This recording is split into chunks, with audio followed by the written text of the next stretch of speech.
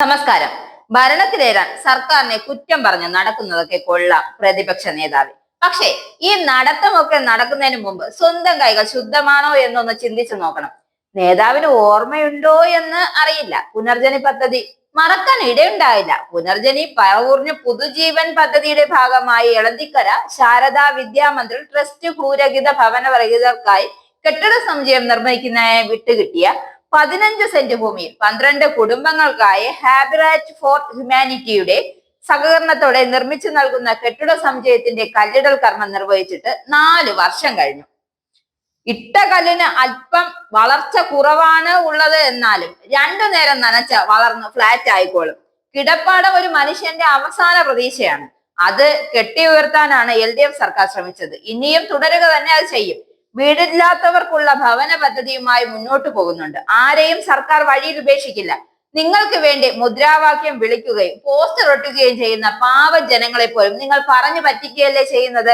കടം കയറി ജീവിക്കാൻ മാർഗമില്ലാത്ത 4 സ്ത്രീകളെ വീട് വെച്ച് തരാമെന്ന് പറഞ്ഞ് പ്രതിപക്ഷ നേതാവെ നിങ്ങൾ ചതിച്ചില്ലേ. വീടില്ലാത്ത ഉഷ സുരേഷ്, ഗീത, അനിത എന്നിവരുടെ കുടുംബത്തിന് ഫ്ലാറ്റ് നിർമ്മിച്ച് നൽകാമെന്നാണ് നിങ്ങൾ വാക്ക് നൽകിയത്. പുനർജനി ട്രസ്റ്റിന്റെ പേരിലായിരുന്നു VD സതീശന്റെ വാഗ്ദാനം. ഇക്കാര്യം ബേബി എന്ന ഉഷ പറയുന്നുണ്ട്. ഇവർ കോൺഗ്രസ് പ്രവർത്തകയാണ്. പറയാട് വത്സൽ കുമാർ എന്ന വ്യവസായിയാണ് ഇവർക്ക് ഭൂമി നൽകിയത്. ഈ ആരോപണം നിങ്ങൾ നിഷേധിക്കുന്നുണ്ടോ? പല്ലം തുരുത്ത് പ്രദേശത്ത് 12 ലക്ഷം രൂപയ്ക്ക് വാങ്ങിയ 5 സെന്റ് ഭൂമി പുനർജനി ട്രസ്റ്റിലേക്ക് അവരുടെ പേരിലാക്കി. അവിടെ ഫ്ലാറ്റ് നിർമ്മിച്ച് നൽകാമെന്ന് പറഞ്ഞാണ് ഭൂമി തട്ടിയെടുത്തത്. എന്നാൽ VD സതീശനോട് ഫ്ലാറ്റ് നിർമ്മിച്ച് നൽകണമെന്ന് നിരവധി തവണ ഇവർ അപേക്ഷിച്ചെങ്കിലും ചെവികൊണ്ടില്ല. കോൺഗ്രസിന്റെ സജീവ പ്രവർത്തകയായിരുന്നിട്ടും ബേബി അടക്കം ആട്ടി ഓടിച്ചു. ഈ ഭൂമിയിൽ ഷെഡ് കെട്ടി ജീവിക്കാൻ ഇവർ ഒരുങ്ങിയപ്പോഴും അതും പൊളിച്ചു മാറ്റിയെന്നും ഇവർ പറയുന്നു. പുനർജനിയോടുള്ള വിശ്വാസ്യത പൂർണ്ണമായും നഷ്ടപ്പെട്ടു. ഈ ഭൂമി അടിയന്തരമായി ഞങ്ങളുടെ പേരിലേക്ക് രജിസ്റ്റർ ചെയ്ത് നൽകണം. സംസ്ഥാന സർക്കാരിന്റെ ലൈഫ് പദ്ധതിയിലൂടെ വീട് അപേക്ഷിക്കാനാണ് ഇപ്പോൾ ബേബിയുടെ തീരുമാനം.